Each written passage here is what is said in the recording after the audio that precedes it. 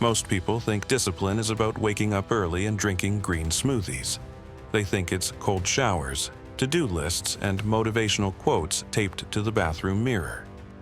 And here's what nobody tells you about that version of discipline. It doesn't work. Not in any way that actually matters. Not in any way that changes the architecture of who you are. Because 400 years ago, a man figured out something about discipline that makes every modern self-help guru look like a child playing with the wooden swords. His name was Miyamoto Musashi. He killed his first opponent in single combat at the age of 13. By the time he was done, he had fought over 60 duels and never lost a single one. 0 defeats across an entire lifetime of men trying to end his life with sharpened steel. And the thing that made him invincible had almost nothing to do with swordsmanship. It had everything to do with a kind of discipline so total, so ruthless, so uncompromising that the people around him didn't just respect him. They feared him. Not because he was violent, not because he was cruel, but because he had become something most human beings cannot even comprehend. He had become completely ungovernable by his own weaknesses. Here's the thing about Musashi that most people get wrong. They read the Book of 5 Rings, and they think it's about fighting technique. They think it's a martial arts manual. And technically, yes, it contains strategy for combat. But that's like saying the ocean contains water. Technically correct, completely missing the point. What Musashi actually wrote was a blueprint for becoming the kind of person who cannot be defeated. Not just in a sword fight, in anything. In business, in relationships, in the daily war against your own mediocrity. And the first principle he laid down is the one that destroys most people before they even begin. Do not think dishonestly. 4 words. Sounds simple, right? But sit with that for a minute. Do not think dishonestly. Musashi isn't talking about lying to other people. He's talking about the lies you tell yourself. The ones so comfortable, so familiar that you don't even recognize them as lies anymore. Things like, I'll start Monday. Things like, I'm just not a morning person. Things like, I work better under pressure. That last one is a personal favorite. Millions of people walk around genuinely believing they perform better when they've procrastinated until the deadline is breathing down their neck. Studies from behavioral psychology have shown the exact opposite. Performance under last-minute pressure drops by roughly 30 to 40% compared to distributed effort over time. But the lie feels true because the adrenaline spike that comes with panic mimics the feeling of peak performance. The body is screaming with urgency, and the brain interprets that as excellence. It is not excellence. It is survival mode dressed up in a suit. Musashi understood this at a molecular level. He knew that the first enemy isn't the opponent standing across from you with a sword. The first enemy is the version of yourself that would rather feel comfortable than face reality. And discipline, real discipline, starts the moment you stop negotiating with that version of yourself, not tomorrow, not after you've read one more book about it, right now, in the exact moment where the lie is most tempting. There's a concept in Japanese philosophy called makoto, which translates roughly as sincerity or truthfulness toward oneself. It's not about being honest with others. It's about a brutal, undecorated honesty with yourself about who you are, what you're capable of, and where you're falling short. Musashi lived Makoto the way most people live their social media personas, completely and without apology. He looked at his weaknesses the way a surgeon looks at a tumor, not with shame, not with self-pity, with clinical precision and an absolute commitment to removal. But that's not enough if you don't understand what comes next. See, most people hear, "Stop lying to yourself," and they nod along. Sure, makes sense, right? But then they go right back to the same patterns because they skipped Musashi's second principle, which is the one that actually generates the power. The way is in training. Not in thinking, not in planning, not in watching another YouTube video about productivity. Training, repetition. Doing the thing over and over until the thing does itself. Musashi didn't sit in a monastery contemplating the perfect sword strike. He went out and fought 60 real duels with real swords against real men who were genuinely trying to kill him. That's a training methodology that modern people can barely fathom. He didn't simulate, he didn't theorize. He put his actual life on the line repeatedly because he understood something that neuroscience has only recently confirmed. The brain does not change through understanding. The brain changes through repetition under stress. This is where it gets interesting. Researchers at the University College London found that it takes an average of 66 days for a new behavior to become automatic. Not 21, like that myth that's been floating around since the 1960s. 66 days of consistent repetition before your neural pathways physically restructure themselves to accommodate the new pattern. And that's for simple habits like drinking a glass of water after breakfast. For complex behavioral changes, the kind Musashi was after, the kind that rewire your entire operating system, you're looking at months, sometimes years. Musashi spent his entire life in training. He didn't retire. He didn't take a sabbatical. When he wasn't fighting, he was practicing calligraphy, painting, sculpting, forging metal, studying strategy. He treated every single discipline as another arena for the same principle. Repetition until mastery. Mastery until the action and the actor become indistinguishable. He called this the way. Not a way, the way. Because to him, there was no separation between practicing the sword and practicing life. The steel in his hand and the steel in his spine were forged by the same fire. And here's what makes this particularly brutal for anyone listening. Musashi didn't have access to personal trainers, accountability coaches, or habit-tracking apps. He didn't have a community of like-minded individuals cheering him on in a group chat. He had the road, the weather, and himself. That's it. The man who achieved perhaps the greatest streak of real-world performance in recorded combat history did it with fewer resources than the average person reading this on their phone right now. Which means the obstacle was never resources. It was never time, money, or access. The obstacle was always and only the willingness to endure. And here's where most people quit, right here, right at this point. Because training isn't glamorous. Training is doing the same thing for the 400th time when your body is screaming to stop and your mind is inventing 17 different rationalizations for why today should be the exception. Training is showing up on the days when you don't feel like it, which, by the way, is most days. Feelings have almost nothing to do with discipline.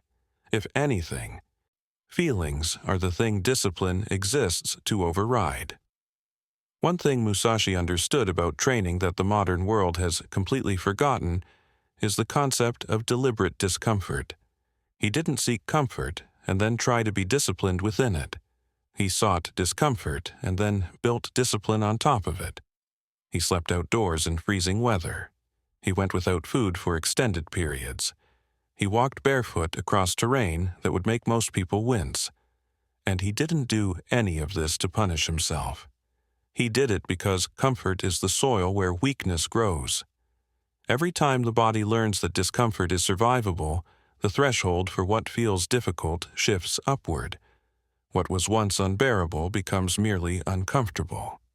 What was once uncomfortable becomes unnoticed. The baseline rises. And the person who has raised their baseline above what the average person considers their breaking point is operating in a different league entirely. But this is where things get really dangerous for the undisciplined. Musashi's third principle cuts deeper than the first two combined, and most translations get it wrong, or at least incomplete. The principle is usually rendered as become acquainted with every art. But the original Japanese carries a heavier meaning. What Musashi actually meant was closer to, leave nothing unexplored, touch every domain, refuse to be limited by the boundaries other people accept. Why does this matter? Because narrow discipline is fragile discipline. The person who can only perform in one context, under one set of conditions with one specific routine, is not disciplined. That person is dependent. And dependency is the opposite of the freedom Musashi was building toward. Think about this. How many people do you know who have a perfect gym routine but can't manage their finances? How many people are disciplined about their diet but can't sustain a difficult conversation without falling apart emotionally? How many people are meticulous at work but their personal life looks like a building after an earthquake? Musashi would have called this partial discipline. And partial discipline, in his framework, is more dangerous than no discipline at all, because it creates the illusion of control while leaving massive vulnerabilities wide open. It's like building a fortress with 3 walls and leaving the 4th side completely exposed. You feel protected. You're not. In a sword fight, partial discipline gets you killed. In life, it gets you blindsided by the thing you were too comfortable to address. The real secret is that Musashi's approach to discipline wasn't about adding things. It wasn't about stacking habits like productivity bricks. It was about systematic elimination. Do not pursue the taste of good food. Do not hold on to possessions you no longer need. Do not act following customary beliefs. Do not be intent on possessing valuables or a fief. Do not be sad about parting. Do not have preferences. Do not fear death. Read that list again. Every single item is a subtraction. Remove the attachment. Remove the preference. Remove the fear. What Musashi discovered, and what Buddhist philosophy had articulated for centuries before him, is that discipline isn't about willpower. Willpower is a depletable resource. Studies from the American Psychological Association have consistently shown that self-control operates like a muscle that fatigues with use. The more decisions you force yourself to make against your natural inclinations, the weaker your resolve becomes throughout the day. This is why people break their diets at night, not because nighttime food tastes better, because their willpower tank is empty. Musashi's approach bypasses this entirely. Instead of using willpower to resist cravings, he eliminated the craving. Instead of forcing himself to ignore distractions, he removed the distraction from his life permanently. Instead of battling against fear, he sat with fear until it dissolved.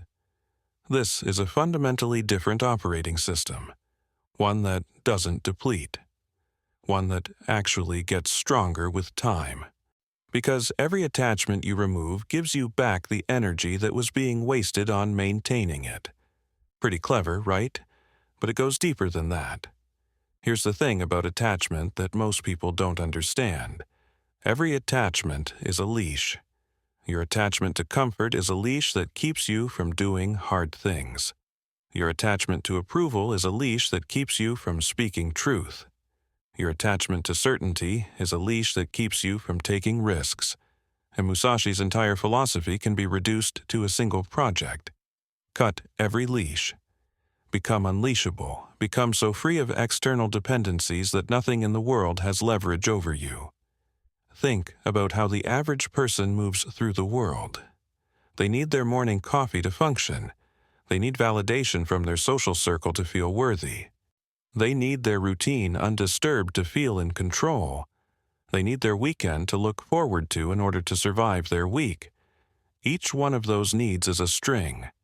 And when you have enough strings attached to you, you're not a free agent anymore. You're a marionette.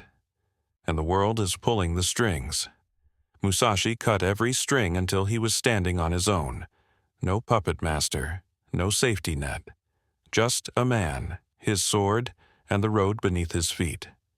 This is where the fear comes from. This is why the title of this video isn't clickbait. When a person has systematically removed every point of leverage that the world normally uses to control human beings, that person becomes genuinely terrifying. Not in a physical sense, in an existential sense. Because you cannot threaten someone who doesn't fear loss. You cannot manipulate someone who doesn't crave approval. You cannot control someone who has no attachments to exploit. Musashi walked into every duel with this advantage. His opponents were fighting for their reputation, their honor, their school's prestige. They had something to lose. Musashi had already given up everything. He owned almost nothing. He never married. He never pledged allegiance to a lord. He slept in caves and under trees, not because he was poor, because he refused to give the world a handle by which to grab him. And this is what the discipline actually produces. Not a perfect morning routine, not an Instagram-worthy journal spread, not a six-pack and a cold plunge. It produces a human being who is functionally immune to external control. But Musashi wasn't done. Because there's a fourth dimension to his discipline that most people never even discuss. Think carefully about the word timing. This shows up repeatedly throughout the Book of Five Rings, and it's almost always misunderstood as a combat principle. Know when to strike, know when to retreat, which is true in a sword fight, but Musashi meant something much larger. He meant that discipline without timing is just stubbornness. It's just brute force applied indiscriminately, and brute force is the tool of the amateur. The master knows when to push and when to yield, when to speak and when to stay silent, when to act and when to wait. This is where discipline intersects with wisdom, and the intersection is where real power lives. Consider this practically. How many times have you seen someone destroy a relationship by saying the right thing at the wrong time?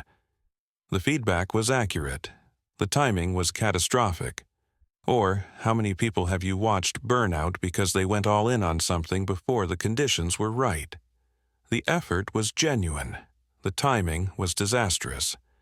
How many businesses launched the perfect product 6 months too early and watched a competitor take the same idea to market later and succeed? Timing isn't a secondary skill. It's the multiplier that makes every other skill either powerful or pointless. Musashi would say that discipline of action without discipline of timing is like a sharp sword swung by a blind man. Impressive force. Zero precision, and zero precision means zero results. The weird part is that modern culture has almost completely abandoned this principle. Everything is about speed now, about execution velocity, about moving fast and breaking things. And while there's value in bias toward action, there's a critical difference between urgency and impatience. Urgency says this matters, so I need to act at the right moment. Impatience says this matters, so I need to act right now. These are not the same thing, and confusing them has destroyed more careers, businesses, and relationships than laziness ever has. Musashi once showed up to a duel several hours late. On purpose. His opponent, a renowned swordsman named Sasaki Kojiro, was standing on an island, waiting, growing more agitated by the minute. By the time Musashi arrived, Kojiro was furious, emotional, off balance. The duel lasted approximately one exchange. Musashi won because his opponent had already defeated himself through emotional reactivity.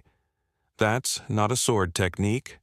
That's a discipline technique, and it only works if you have cultivated the internal stillness to wait when everything inside you is screaming to act. This is where things get really uncomfortable, because the next principle requires something that most people in the modern world are genuinely incapable of. Do not let yourself be guided by the feeling of lust or love.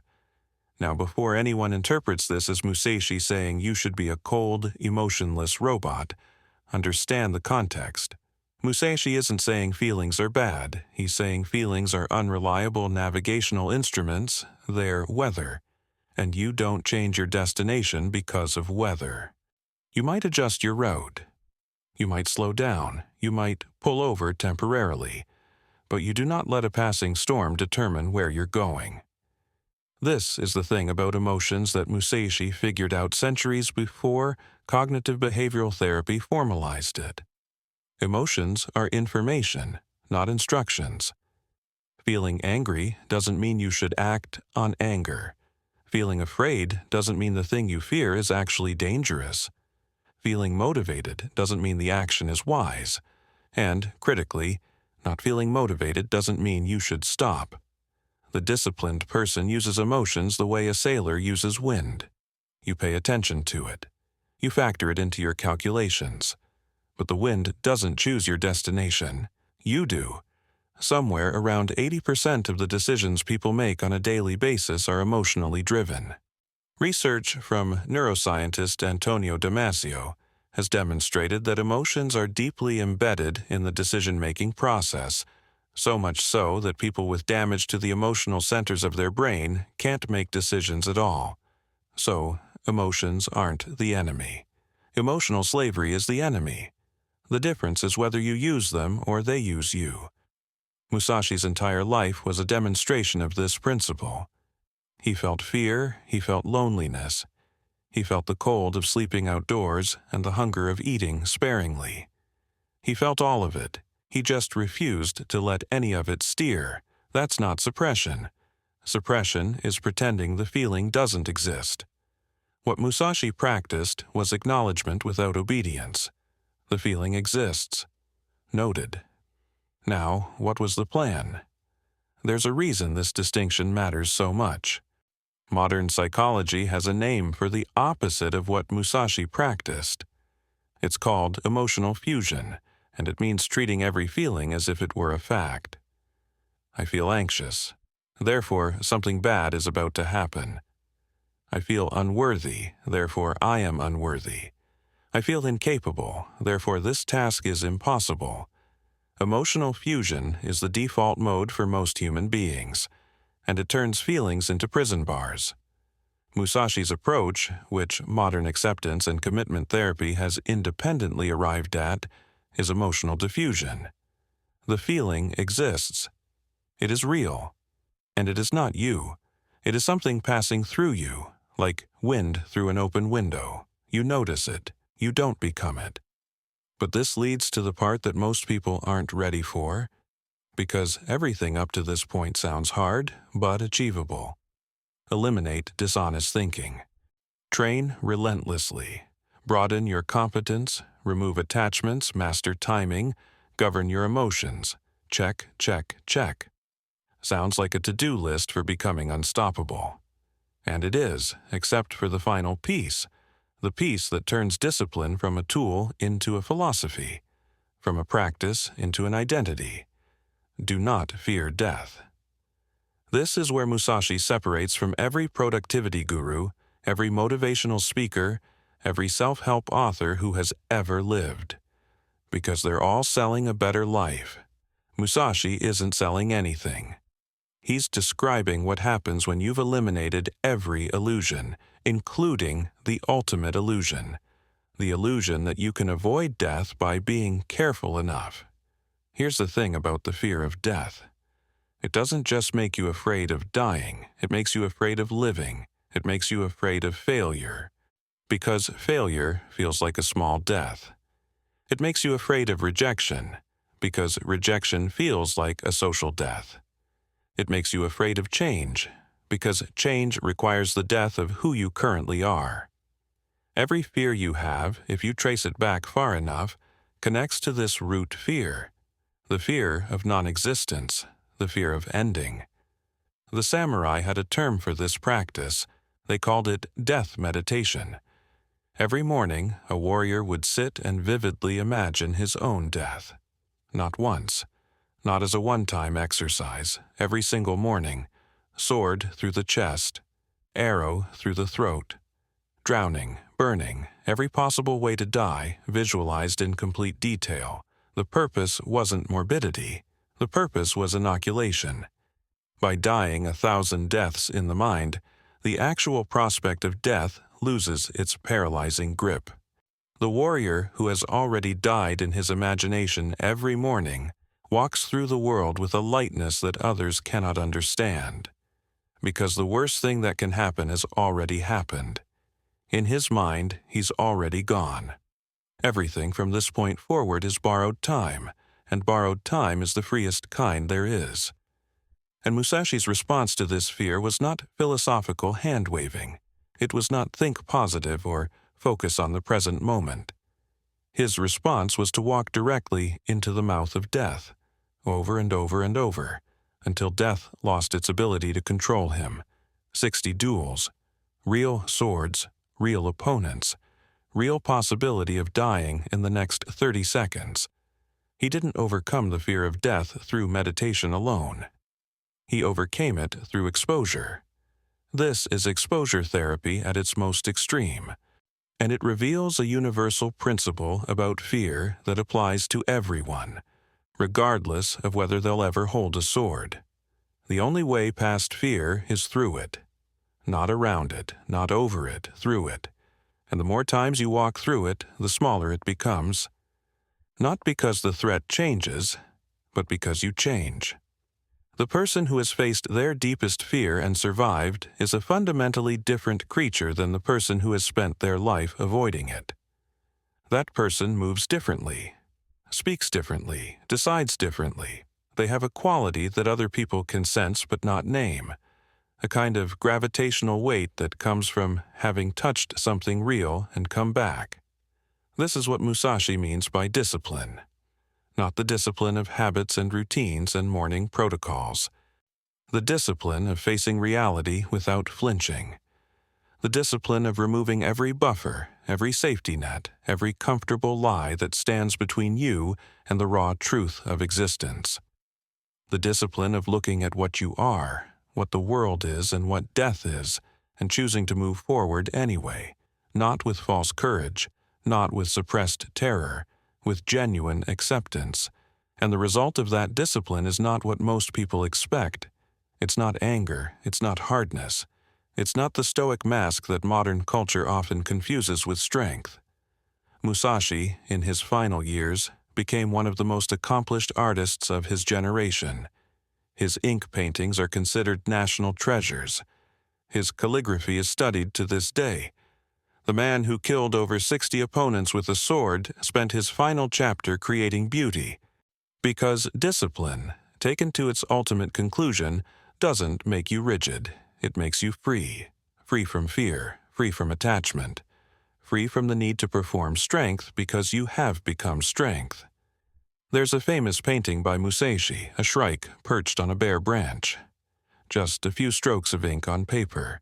So simple it looks like it took 30 seconds, but every line is placed with a precision that comes from decades of training. Nothing wasted, nothing extra, nothing added for show, just the essential truth of the subject, delivered with total confidence. That painting is discipline made visible. It's the final form of everything Musashi spent his life practicing. Because the ultimate expression of power isn't complexity. It's simplicity achieved through the complete mastery of complexity. That painting is what discipline looks like when it's finished. Not complicated, not impressive in the way people expect, just complete. And that completeness radiates outward like heat from a fire. People feel it before they understand it.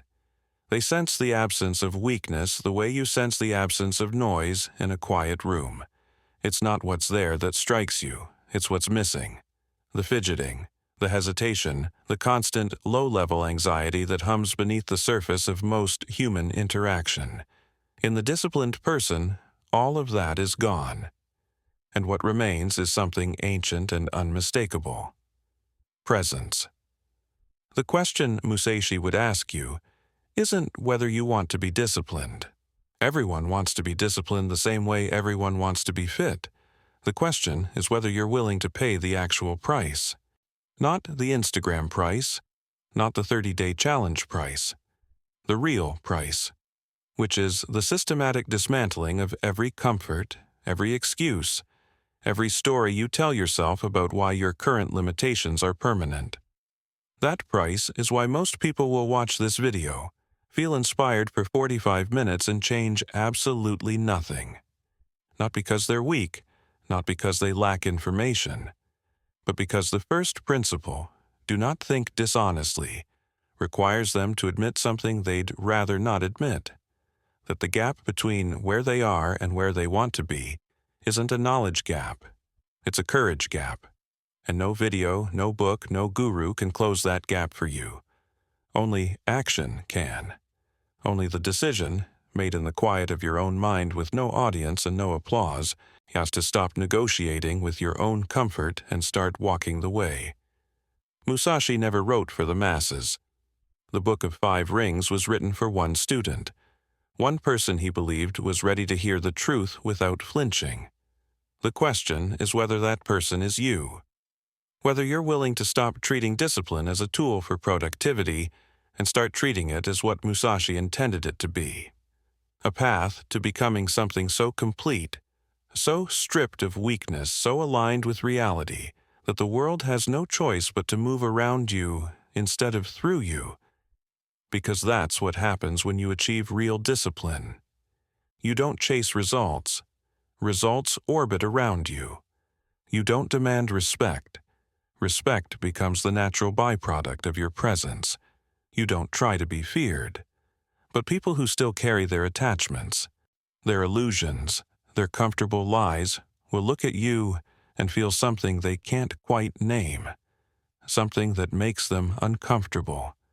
Something that challenges them simply by existing. Musashi didn't have a morning routine. He didn't journal. He didn't track his macros. He had something far more dangerous. He had the truth, and he held it without blinking. While everyone around him was building walls of comfort to hide behind, he was tearing his down, brick by brick, until there was nothing left but the person underneath. And that person, stripped of every illusion, every crutch, every convenient fiction, turned out to be unbreakable. Not because he was born special, but because he was willing to do what nobody else would do for as long as it took. The only question left is what you're going to do about that.